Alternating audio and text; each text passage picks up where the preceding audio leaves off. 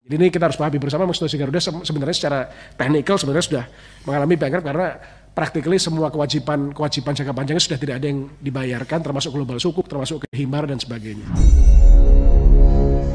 Garuda bangkrut memang karena negara tidak bisa berbisnis dan tidak boleh berbisnis. Itu karena BUMN adalah cara kelola aset negara yang salah. Begini maksudnya, kalau rakyat yang jadi pasar, maka tidak boleh asing atau pemerintah yang mengendalikan suplainya.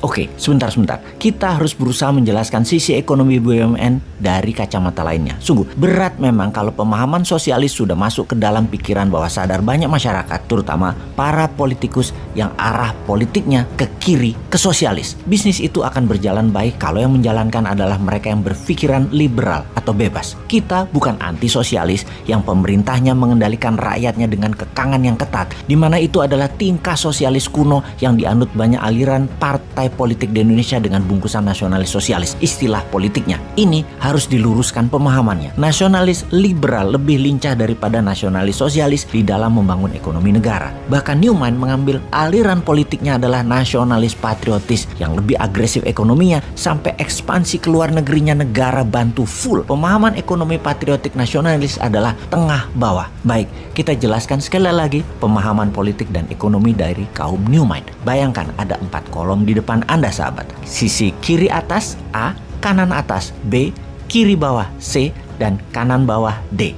A dan C kalau digabungkan adalah aliran ekonominya sosialis. B dan D kalau digabungkan aliran ekonominya adalah kapitalis. A dan B adalah kaum elitis. C dan D adalah kaum akar rumput. Selama 6 pemerintahan Indonesia selain Pak Karno, semua politiknya dan ekonominya main di kaum elitis. Pak SBY misalnya, elitis kapitalis sisi kanan atas B. Para oligarki dan konglomerat kapitalis atas mengendalikan ekonomi dan diberi kemudahan. Yang sekarang yaitu memihak pada elitis sosialis, yaitu yang A, kaum BUMN. Sisa presiden lain, Soeharto dengan Amerikanya elitis kapitalis, Habibie dengan IMF, Gus Dur, Megawati, sama semua. Kemudian para calon presiden nanti 2024 semuanya juga tetap main di elitis. Untuk pertama kalinya dalam sejarah Indonesia, Newman punya konsep politik dan ekonominya akar rumput. Di sisi C adalah kaum buruh, petani, nelayan. Di sisi D adalah UKM. Ini jelas berlawanan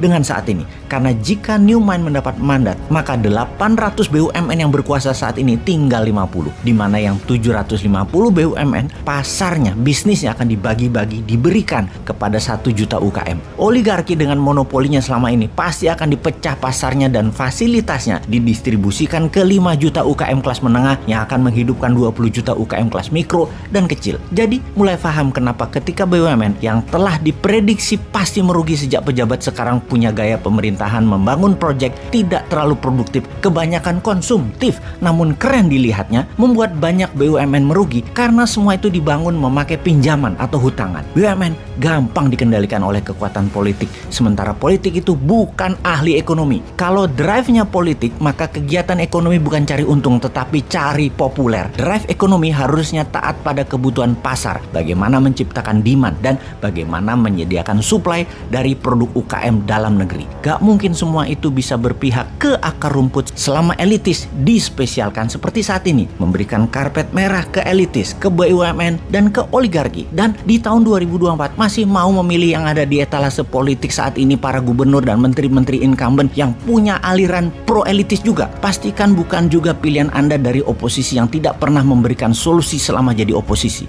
Jadi pilihan sahabat semua, hanya Newman yang beda. Cek.